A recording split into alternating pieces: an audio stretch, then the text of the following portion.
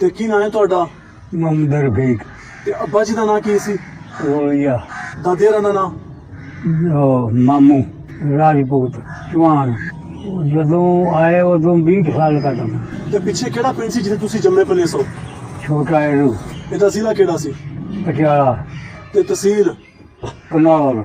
ਆਲਾ ਦੁਆਲਾ ਸਾਰੇ ਪਿੰਡ ਮਹਿਲਾਂ ਵਿੱਚ ਹੀ, ਚੌਂਕੀ ਵਿੱਚ ਹੀ, ਦੁਗੜੌਲੀ ਵਿੱਚ ਹੀ, ਖਾਂਸਿयों ਵਿੱਚ ਹੀ, ਰੱਤੇ ਖੇੜਾ ਵਿੱਚ ਤਾਂ ਤੇ ਬਿੰਜਲ ਵਿੱਚ।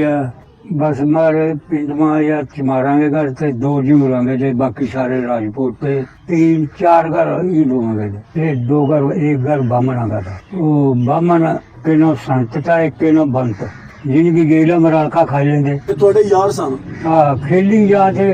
और एक मीठा था, एक साधु और हिंदू थे। बामना का भी एक को घर था। एक के नो बड़े के नो संत था, छोटे के नो बंत था, ठीक है। बाकी सारे मुसलमान होंगे मेरे ख्याल का 20-30 घर। ਚਮਾਰਾਂ ਦੇ, ਚੂੜਿਆਂ ਦੇ, ਤੇ ਹਾਂ, ਸਾਰਿਆਂ ਨੂੰ ਜਾਣਾ। ਦੱਸ ਦਿਓ। एक के नो साधु था, एक के नो सुरजा था। ਤੇ ਸੌਦਾ ਫਿਰ ਕਿੱਥੋਂ ਲਿਆਂਦੇ ਹੁੰਦੇ ਸੀ? बडेरू थे। ਤੁਹਾਡੇ ਪਿੰਡ ਦਾ ਉਦੋਂ ਨੰਬਰਦਾਰ ਕਿਹੜਾ ਸੀ? तेजा मोना था, बामन नंबरदार होता। ਇੱਕ ਹੀ ਨੰਬਰਦਾਰ ਸੀ। ਚੌਹਾਨ ਰਾਜਪੂਤਾਂ ਚੋਂ ਜਿਹੜੇ ਕੁਝ ਲੋਕ ਮਸ਼ਹੂਰ ਸਨ ਨਾ, मुसहूर तो मारी पे होता। वो चोरी भी कर लेता, बूढ़ा भी था, सारे काम कर लेता। दाढ़ी में रखी ही थी। ਅੱਛਾ ਤੇ ਪਿੰਡ ਦੇ ਵਿੱਚ ਚੌਥਾ ਜਿਮੀ ਮਰਲਾ ਕਿਹਦਾ ਸੀ? तीन घर था ज्यादा हिंदुओं का। हमारे मुसलमानों की जमीन थोड़ी। ਤੁਸੀਂ ਫਿਰ ਉੱਥੋਂ ਕਿਵੇਂ ਪਾਕਿਸਤਾਨ ਆਏ ਸੋ? ਉੱਥੇ ਤੁਹਾਡੇ ਪਿੰਡ ਦੇ ਉੱਤੇ ਕੋਈ ਹਮਲਾ ਹੋਇਆ ਸੀ ਪਹਿਲਾਂ? कोई हमला नहीं। उनने मारे से डरदे ने अपनी जनानियां बंदे बाल बाहर भेज दिए। बल्कि 2-3 उसी थी, उन्होंने कहा नाल ही ले चलो। प्रथम आप गेल मरांगे, कहा हम भी सारी गेल मर जाएंगे, मुसलमान नहीं हो जाएंगे। ਤੇ ਫਿਰ ਤੁਸੀਂ ਜਦੋਂ ਪਿੰਡੋਂ ਨਿਕਲੇ ਸੋ ਤੇ ਉੱਥੋਂ ਫਿਰ ਤੁਸੀਂ ਸਭ ਤੋਂ ਪਹਿਲਾਂ ਕਿਹੜੇ ਪਿੰਡ ਆ ਕੇ ਬੈਠੇ ਸੋ? अंबाला गड्ढे काफिला पैदल। ਰਾਤ ਦੇ ਵਿੱਚ ਕਿਤੇ ਹਮਲਾ ਹੋਇਆ ਸੀ? कोई हमला नहीं ਫਿਰ ਤੁਸੀਂ ਕਿਹੜੇ ਬਾਰਡਰ ਤੋਂ ਪਾਕਿਸਤਾਨ ਦੇ ਵਿੱਚ ਆਏ ਸੋ? है। इस कसूर वाले बाटे से। ਤੇ ਤੁਹਾਡੇ ਘਰ ਦੇ ਸਾਰੇ ਜੀ ਜਿਹੜੇ ਨੇ ਉਹ ਸਲਾਮਤ ਇੱਥੇ ਆ ਗਏ ਸੀ? हाँ, सारे है जेडे मरे हैं वो दबदे रहे।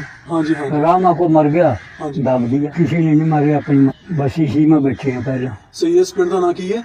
गोविंद बराबर जिला गुजराना ਤਹਿਸੀਲ? सारा हो रही है। ਅੱਛਾ ਤੁਸੀਂ ਜਦੋਂ ਇਹ ਪਿੰਡ ਵਿੱਚ ਆਏ ਸੋ ਤੇ ਉਦੋਂ ਇਹਦੇ ਕਿੰਜ ਦੇ ਹਾਲਾਤ ਸਨ ਇੱਥੇ? तो हाल बुरे थे। माजरन तो नहीं समझ आते भी ये ही कुछ है नहीं। ये भी कहाँ थे पना गिर कहाँ जाए गई माजर। कोई कहे रहे छोड़ेंगे जरा खावा पटका, कोई कुछ कहा महा बंदर आना। कि जनानी नंगी कह रही है की है माजरन ने किया। ये माजरन तो समझी कुछ नहीं थे ना। फिर पुलिस में लठ लगेगा ना मेरे पास, फिर पता लगेगा भी हाँ है इनमें भी कुछ है। ਪਿਛਲਾ ਪਿੰਡ ਜਿਹੜਾ ਤੁਹਾਨੂੰ ਉਹ ਕਿੰਨਾ ਕੁ ਯਾਦ ਹੁੰਦਾ ਹੈ? यार 2 बार आया सुबह में, 2 बार देख के आया, फिर का आया। बस इस तरह जो आँख खुल जाती, देखा कुछ भी नहीं है। पूरे फिर का तो है। और जिन्होंने इन दुनिया में चाची ताई कहाँ थे वो नहीं मिली। ਕੌਣ ਸੀ ਜਿਹਨੂੰ ਤੁਸੀਂ ਚਾਚੀ ਤਾਈ ਉੱਥੇ ਆਂਦੇ ਸੋ? ਕਿਹਦੇ ਨਾਲ ਬਹੁਤਾ ਪਿਆਰ ਸੀ ਤੁਹਾਡਾ? जट थे। ਤੁਹਾਨੂੰ ਉਹਦਾ ਨਾਂ ਆਉਂਦਾ ਉਹਦੇ ਘਰ ਵਾਲੇ ਦਾ ਜਾਂ ਉਹਦਾ? उसके बाप के नो था नानक, उनके मुंडा में नो एक के नो सिंहा था, एक के नो साधु था, एक के नो बंत था। वो सारे जी 4-5 जी थे। वो सुपने में मैं ताई में मिलना था, ताई में मिलना, ताई मिला ना। सही। गलिया में फिर मैं पता कर लेंगे भी कोई है या मर गए या कोई जीवा। पहला उनने खत पाया ये ज्यादा नहीं मानो सरहद पर तो मिल जाओ या आओ मिलो। हम तो जड़े उड़ाते गए उन्हें तंग कर रखे, कूट छेड़ दिए।